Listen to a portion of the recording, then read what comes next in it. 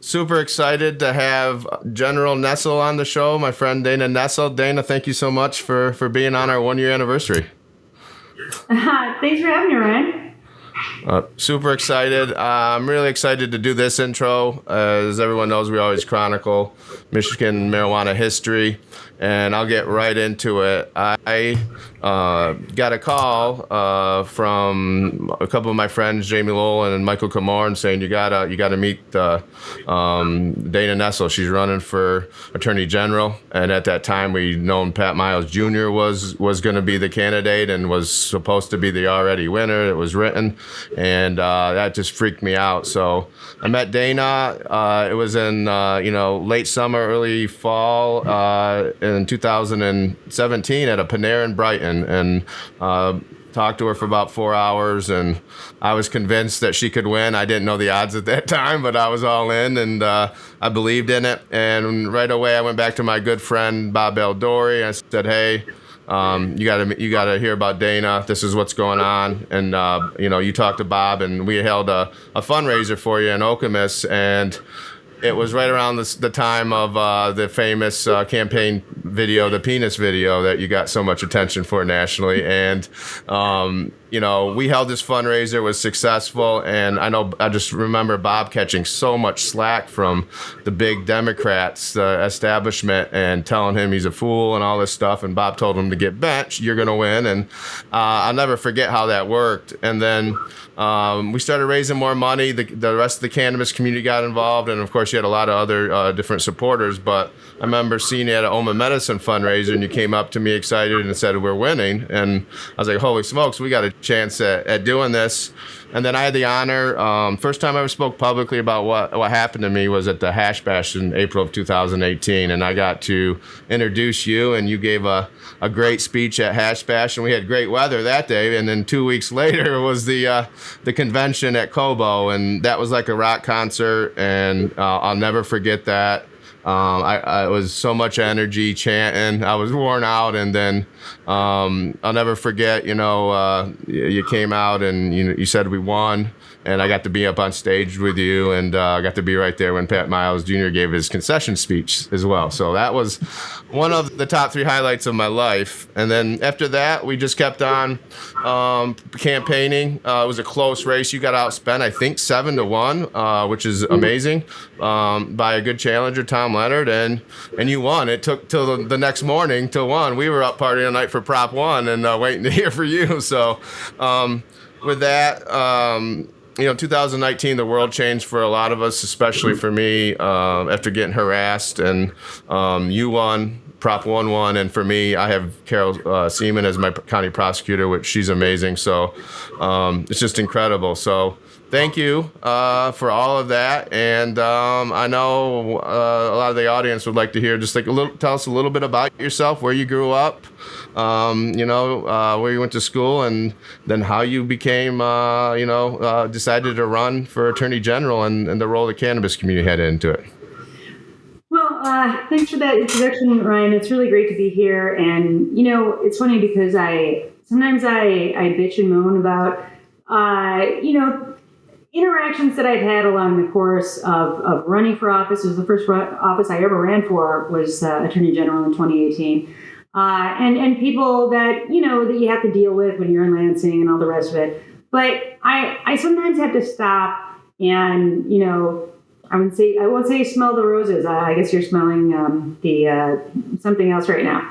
But, you have to look around and look at the people that you've met along the way who have been great partners and supporters and then friends. And honestly, Ryan, meeting you was really, it was a great joy for me. And I think we've had a really good relationship outside of just the work. I've met so many people in the cannabis community who are just outstanding people, who were, fighting to make sure that they weren't wrongfully prosecuted or persecuted for something that, most people, I hope nowadays see is something very innocuous that is not something that people should be going to jail or prison for. And so all of that being the case, I will just, in terms of myself, I'm a lifelong Michigander, I grew up in West Bloomfield. I went to West Bloomfield High School. That's where I graduated from. Went to U of M for undergrad, and went to some hash bashes from I guess it will reveal my age, the late 80s, early 90s, I think it was. And went to Wayne State University for law school, but also worked while I was there at the Wayne County Prosecutor's Office. And worked there for 11 years as a prosecutor, but left to go into private practice, handled all kinds of cases, mostly indigent defense work. But I did civil rights cases as well, and a lot of people know me from my work handling the same-sex marriage case that went to the United States Supreme Court. It's now known as Obergefell v. Hodges. But really, in terms of why I decided to run, there were a confluence of many, many, many different factors. But honestly, I looked at the way that Bill Schuette ran the Department of Attorney General, and I was horrified for a lot of different reasons.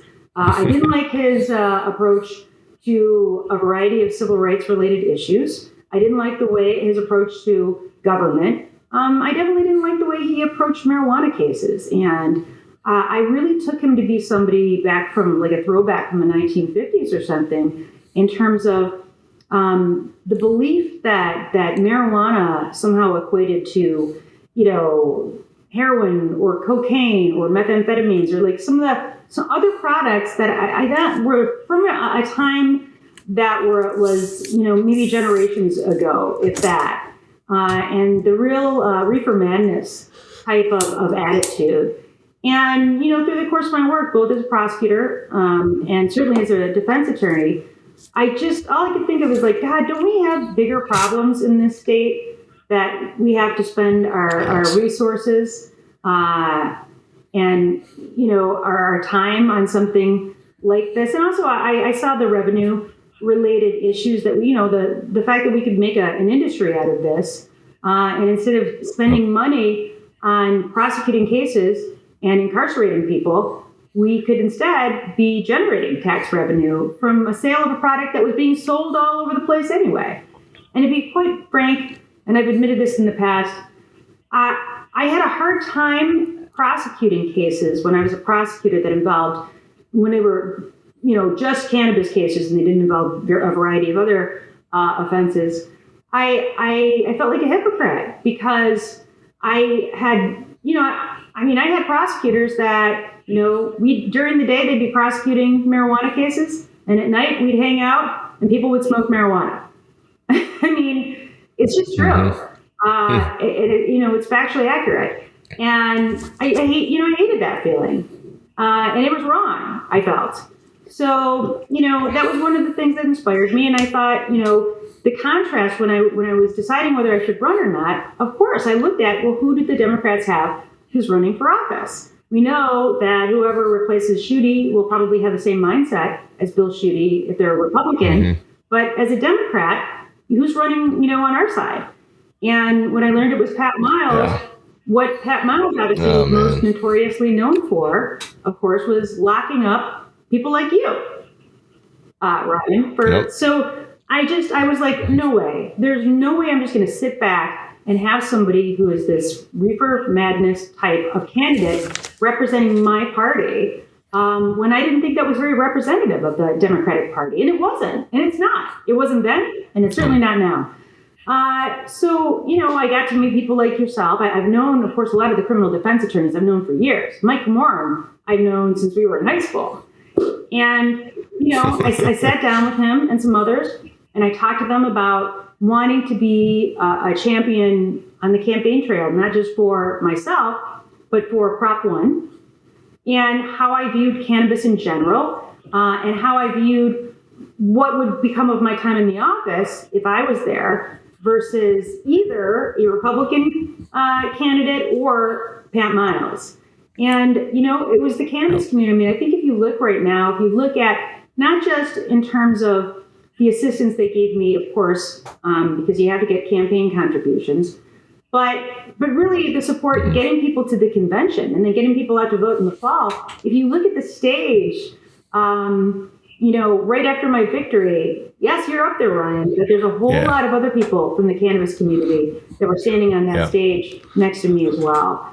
And so it was really getting the support of the community was substantial. But I have tried to now use my time, of course, in office, to carry out the type of thought process that I had and policies that I talked about on the campaign trail. And I've tried my best. I don't control all of Michigan government, but I can control what the Department of Attorney General does for the most part.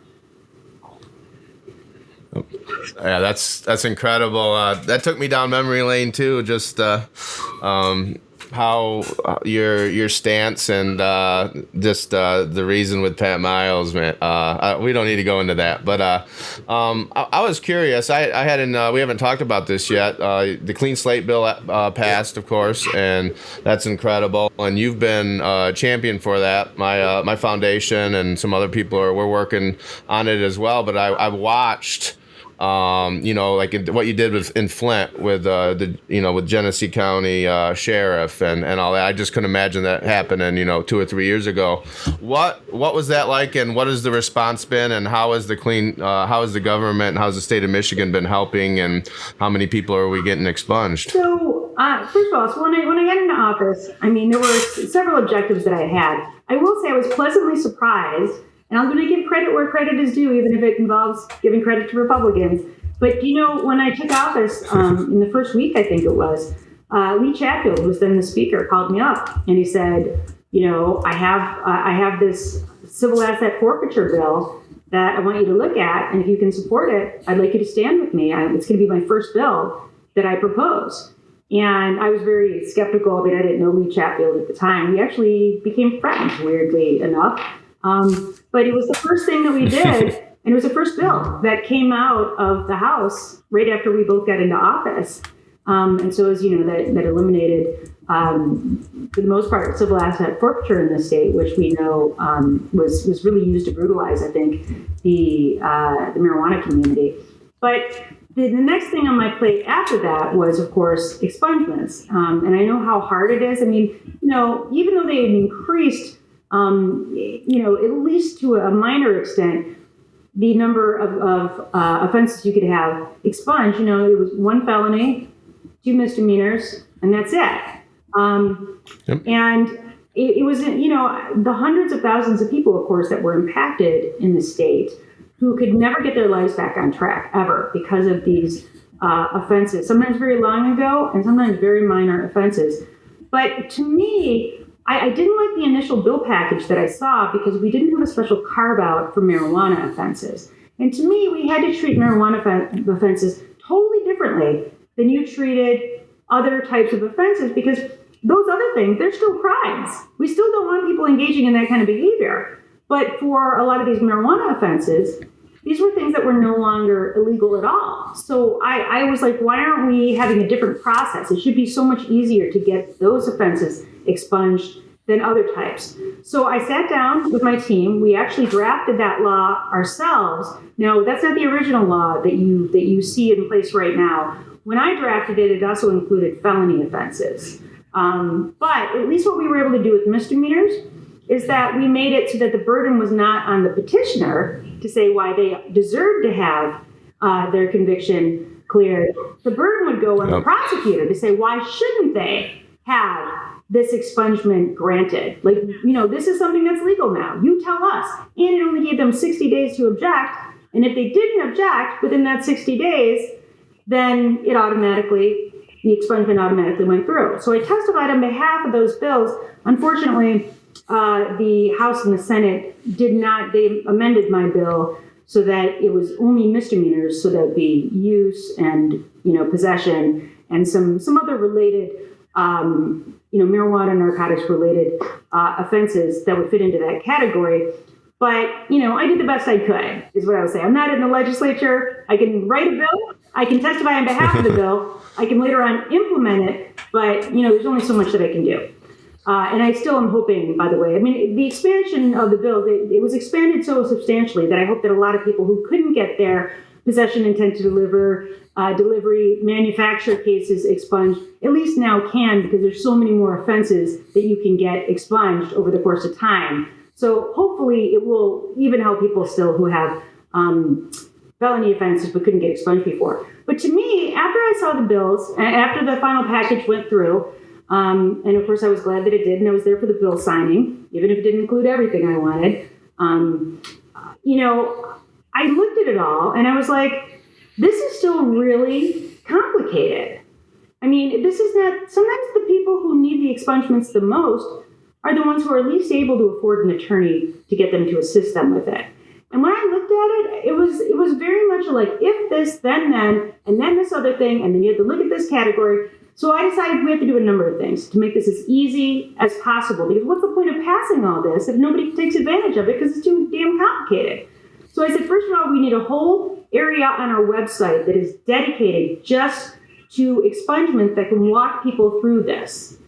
And I said, secondly, we need to start having expungement fairs where we do a number of things. One, where we go out and we educate people on how they can get their own expungements. But also, we just do the work for you. For a lot of people who so badly need it, and we pay for it as well. Because remember, there are fees that are included in this. There's the, for fingerprinting and for certified copies. Each conviction, in Genesee County, it's $12 per page. I mean, that's crazy. That's a lot of money. Not everybody can afford that. And, and especially to hire an attorney. I mean, how much is that going to cost now? Who's got $1,500, $2,000 to hire a lawyer to do this for you? And so because everything eventually has to go through my department to begin with, we're at the final stage of it in terms of determining eligibility. Now, remember, just for your listeners here, we don't make recommendations in terms of we think this is a good person and they should get, their convictions expunged. It's just, do they meet the eligibility requirements or do they not meet the eligibility requirements? And that's it. But I was like, we got to do more than just that. So my conception was that we would have these fairs where we would go out into communities. People could sign up ahead of time so that we could already ahead of time, run them in the iChat, which of course, is the lien that the Michigan State Police had to see what your convictions are, determine if they were eligible or not, because we don't want people coming to an expungement fair if they're not eligible. We at least want to let them know so we can call and say, hey, listen, you need to wait another 6 months, or I'm sorry, this is a crime that just, you were convicted of a crime that can't be expunged, or what have you. I mean, that's a service in itself, right? Just to even know whether you're eligible or not. But then, if you are eligible, what we did, first of all, on the misdemeanor marijuana convictions, is we got all of their stuff done ahead of time. We got David Layton, who is the county prosecutor, to waive the 60 days on all the misdemeanor marijuana offenses where people were eligible, where they applied. We got all of the certified copies, and we were able to pre-process it, basically, so that everything was really already done for people by the time they got to the fair. On the other cases that involved other things besides marijuana, we could at least, we got them fingerprinted when they got there. We ran them in the iChat. And then if they were eligible, we sent them over to attorneys that were working pro bono to coordinate with them, who could help them get their stuff filled out, understanding that everybody has to return to court. It's not like the marijuana cases. So we had about 1,500 people show up that day. We coordinated with the Genesee County Sheriff, Chris Swanson, who was amazing, and who, I don't know if he's doing the right job or not, to be honest with you, because he's a showman, man. He's an exciting guy. But we, but we had we wanted to make it fun. We didn't want this to be a dour experience. This is freedom for a lot of people in a way that they haven't had for many, many years for some people, the way it was holding them back, these convictions. So we had bounce houses for the kids and daycare. We had cotton candy. We had dancing. We had a dunk tank because I was trying to encourage people to get vaccinated, and anyone who got vaccinated there, because we offered it on the site, got to dunk me in the dunk tank, which probably beneath my office, but Nice. I didn't care.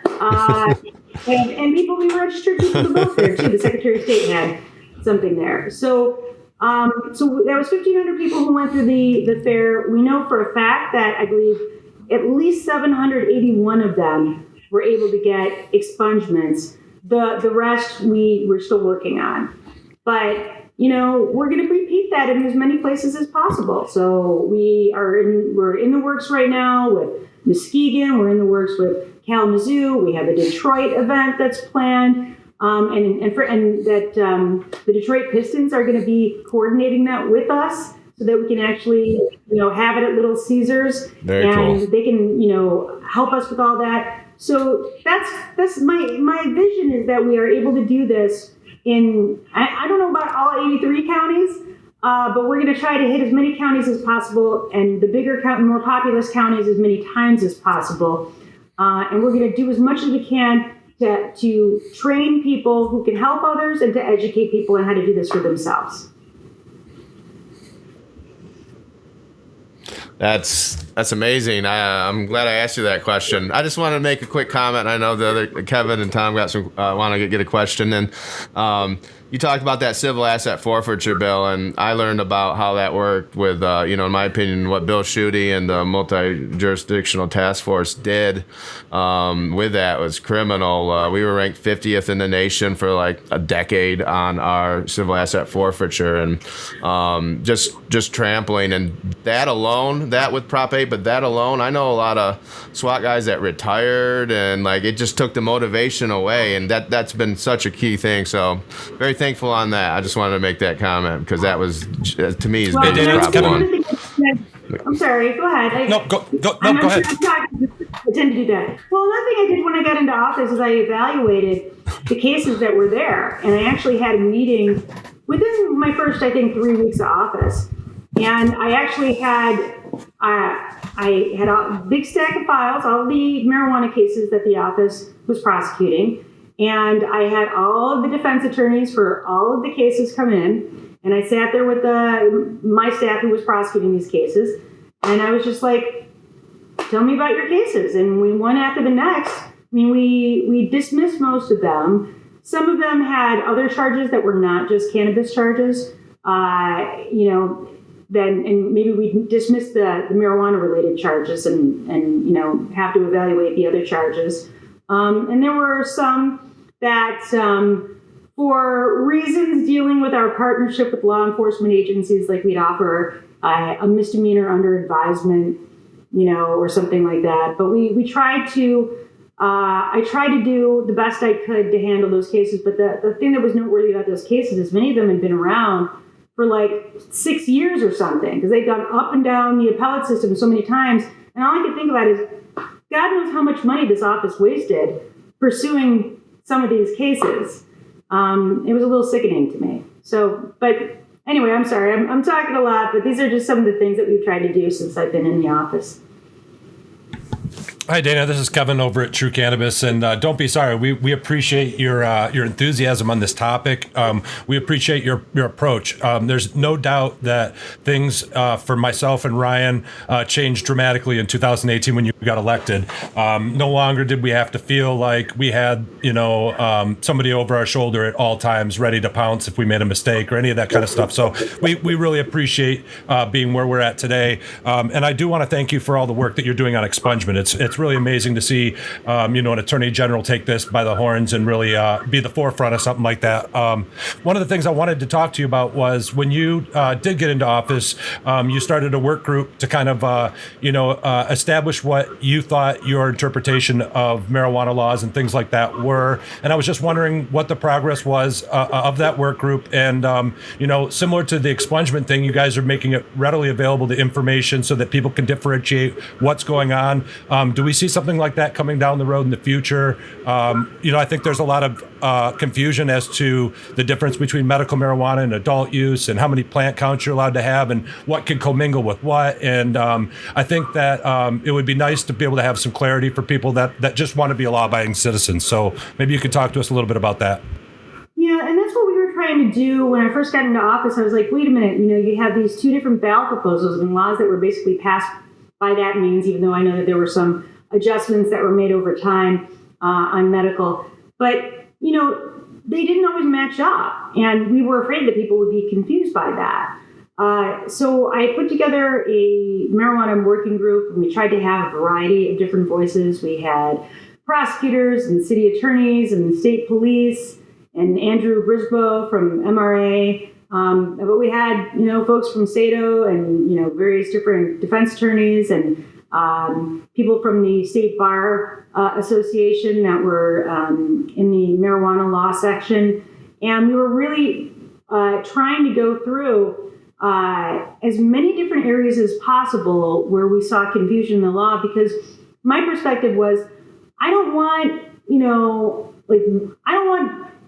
depending on what law enforcement agency is handling it, for these things to be interpreted totally differently. So you got somebody who's, out in Sheboygan County, and a sheriff or a prosecutor that's handling something one way there, and then you have somebody in Macomb County that's handling it another way. And, and then you have to litigate it, and then it goes up through the courts, and, this circuit court says this, that circuit court says this, then it goes to the Court of Appeals. I mean, it's just, you could avoid that headache. Well, why wouldn't you if you could do that? So we were making some real progress. We're set to, I think, make some recommendations on, and the rule was, I'm not saying we had to get 100% of everybody on board, but I wanted to at least have 2/3 of the people in the room sign on, or else we just scrapped it. I didn't want something where, like, if a recommendation was going to pass by, a bare majority, then it's not good. Then there's I wanted stuff that everybody could agree on. And so we were making some real progress. And then, frankly, COVID hit. And we stopped having the meetings because we had, my office had so many of the things that we were doing, and we were having a hard time sort of reconvening with everybody. So now that we're getting post-COVID, I think it's time to revisit that again, because it really did sort of fall apart. And then the people that I had working on that started working on all of our expungement stuff. So I know we're going to have to learn to, walk and chew gum at the same time and handle many different things. I will say, and I don't mean to bitch, but, it's hard because you always have the legislature hanging over our heads. The Republican majorities are not big fans of mine in the legislature. And so the last proposal was that they were going to cut my budget by 20%. And I try my hardest. I know they're not going to give me any more money, even though we have, an incredible amount of money in the state treasury right now because of all the COVID relief funds that came in and the stimulus money. We have billions and billions of extra dollars in the treasury than ever before, but they're still threatening to cut my budget. So it's hard because you prioritize where you can, and there's only so many different areas that you can expand on, because we also have to defend the state against every time it's sued, and all of our agencies are sued. So I did start going off in a different direction, which was to try to get as many of these expungement fairs together as possible. But I should revisit the working group because we were making some progress. Attorney General Nessel, I just wanted to thank you personally for running and obviously winning, of course. You've had my support from the get-go, and after the Shooty Snyder years, that's a big breath of fresh air for the cannabis community. But obviously we talk about cannabis on this show a lot, but social justice doesn't end, obviously, with cannabis. There are plenty of groups within the state and within the country that are disproportionately being affected by archaic laws. There's a lot of prejudice out there, and you've been the most progressive Attorney General that I'm aware of in history, and that is just such an amazing thing. The fact that you have taken a stance with the Catholic Church on how they're handling of sexual abuse allegations, all of the things that you have stood for over the years, and you stand behind it regardless of what people are saying about you, and because you're tough, and that's what we need. It seems like social justice or social revolutions, and they happen years, if not decades, before the government catches up to these people, and that creates like a pinch point for oppression. And do you feel like you have to play catch up? There's so many things that we have to talk about, right? This is just one thing that's been happening, and it's not the only, and frankly, it's not the most important one as far as I'm concerned, but it is one with cannabis. But there's so many other things. Being a progressive, do you think that we're actually making real progress as a state and as a country? I mean, I guess to end this thing, getting closer to the end, I'd like, is there any ray of hope for us? Can you speak to any of that? I think we are making progress, but it's sort of, one step forward, 2 steps back on occasion. Certainly, I think in the cannabis world, obviously, we're making progress. I think it's hard to say that we're not. And I mean, it's time for the federal government, obviously, to do what they should have done a long time ago and legalize. So, there's, of course, issues like that. But I will say, in a whole variety of areas that I think you could say are related in some ways. I developed the Conviction Integrity Unit. It was the first AG's office in the country to have one. And we've started to exonerate people who were wrongfully convicted, which I have to tell you, has been more joyful for me to exonerate a wrongfully convicted person than it ever was convicting guilty people, even though both are equally important, obviously. But you shouldn't have one without the other. We have to recognize, obviously, that there are major flaws in our criminal justice system. But just the other day, I had a group of exonerees that were in my office. And what we were talking about were basically prison conditions and what it's like to be in prison and what we can do to ensure that when people come out of prison, that they're in a better place than when they went in and not the reverse of that, right? And it was really eye-opening to me. But when they had left and we made all these notes, a lot of it had to do with whether or not we were going to be, part of my job is to obviously enforce the laws, and some of the laws involve, having prisoners basically pay their keep when they can afford to do so. But the conversation was, well, how much money do you really need when you're in prison? Because all the stimulus money came into prisoners. Do you need that money for things that are legitimate, or do you not? And, it was a really eye-opening conversation because even though I've put a lot of people in prison in my career, I've defended a lot of people who went to prison. I hope that isn't a reflection of my skills as a defense attorney, but it's a reality. But I never really sat down and talked through, what was your daily life like in there? And what are things that we can do to make changes so that you're in a better position when you get out, not to be a recidivist, not to commit more crimes, and that you can be better situated. And after they left, my Solicitor General said to me, she's like, I said, wow, I really want to do more to help some of these guys. And she said, you know what, just being here, you're probably the only, these people have never had anybody from law enforcement sit down and ask them what it was like to be in prison.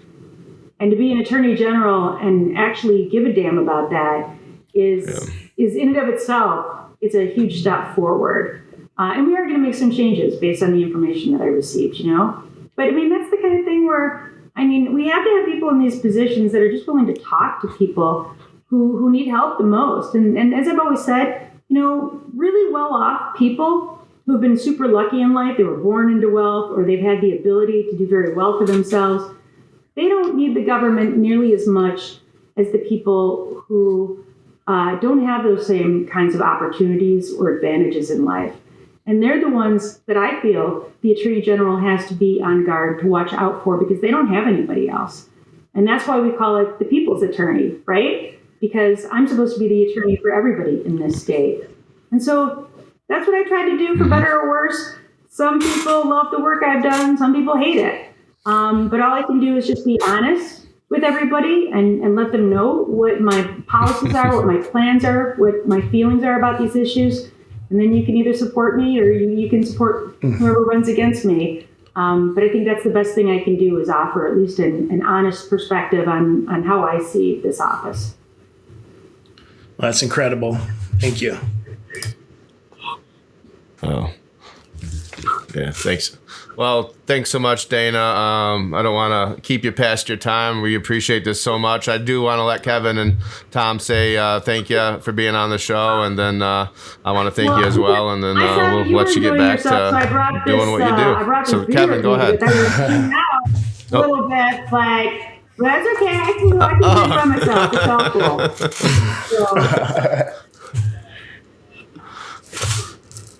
Have you seen the green tape back lineman that slams it during the basketball game? But next time in person, Ryan. Okay. And it was really great to talk to you guys. Thank you so much for having me on. Yes, I really appreciate it. And I would, have me back again sometime if you need to fill in for a guest sometime.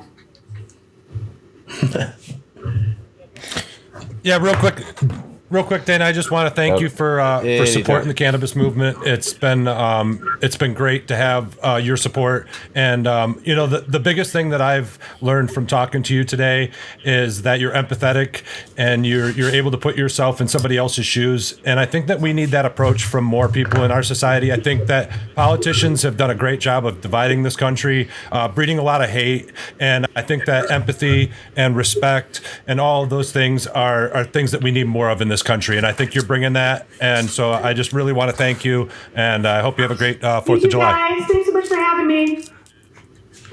Thank you, Dana. Kevin, you nailed it right on the head. Take care.